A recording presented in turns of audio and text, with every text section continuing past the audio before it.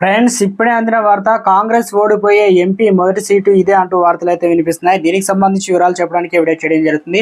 చాలా మంది వీడియోస్తున్నారు కానీ సబ్స్క్రైబ్ మర్చిపోతున్నారండి. దయచేసి ఛానల్ సబ్స్క్రైబ్ చేసుకొని బెల్ ఐకాన్ ఆల్ పై ట్యాప్ చేయండి. ఇటువంటి ఇంపార్టెంట్ ఇన్ఫర్మేషన్ మిస్ అవ్వకుండా మీ ఫోన్ నోటిఫికేషన్ రూపంలో వస్తుందండి.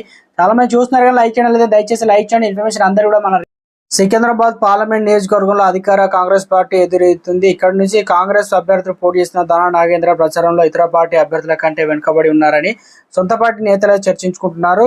ఎన్నికల సమయంలో పార్టీ నాయకులు కార్యకర్తలతో పాటు తటస్థంగా ఉన్న వారిని సైతం కలుపుకొని పోయి ప్రచారం చేపట్టాల్సి ఉండగా దానం అటువంటి ఏమి చేయడం లేదని విమర్శలు వినబడుతున్నాయి. దాదాపు 85% అక్షరాస్యులు ఉన్నటువంటి సికింద్రాబాద్లో పార్లమెంటు స్థానం గెలుపు అన్ని పార్టీలకు ఒక సవాలుగా మారింది. ఇక్కడ గెలిచిన పార్టీనే కేంద్రంలో అధికారంలోకి వస్తుందని నమ్మకం కూడా ఉంది.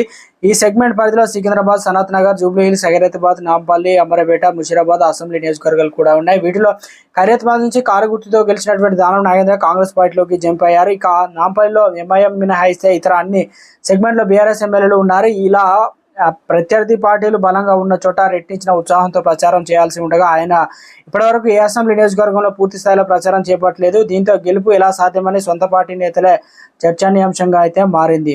ముంచుకొస్తున్నటువంటి గడువు. ఇప్పటికే ఖైరతాబాద్ ఎమ్మెల్యేగా ఉన్న దానా నాగేంద్ర ఎంపీగా పోటీ చేసేందుకు అంతగా ఆసక్తి చూపడం లేదని ప్రచారం జరుగుతుంది. ఎంపీగా ఓటమి పాలైతే రాష్ట్ర మంత్రివర్గంలో చోటు ఇవ్వాలని కండిషన్తో కాంగ్రెస్ పార్టీ అభ్యర్థిగా పోటీ దిగుతున్నారని, ఒకవేళ ఓటమి పాలైనా రాష్ట్ర మంత్రి కేబినెట్లో బెర్తు దక్కుతుందన్న నమ్మకంతో ఉన్నారని, అందుకే పార్లమెంట్ అభ్యర్థిగా అంతకి ఆసక్తి చూపడం లేదని టాక్ వినపడుతుంది.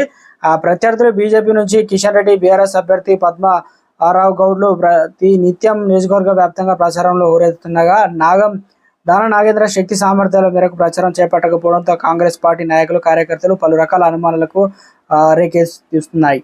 పక్క చూపులకు చూస్తున్నటువంటి క్యాడర్లు, సొంత నియోజకవర్గం, సొంత క్యాడర్లు సైతం ఒకప్పుడు కాంగ్రెస్ కంచుకోటగా ఉన్నటువంటి సికింద్రాబాద్ పార్లమెంట్ నియోజకవర్గంలో బీజేపీ పాగా వేసింది. 2014-19 ఎన్నికల్లో బీజేపీ వరుసగా గెలుస్తూ వస్తుంది. పర్యాయం గెలిచి హ్యాట్రిక్ సాధించాలని బీజేపీ పాదువులు కదుపుతుంది.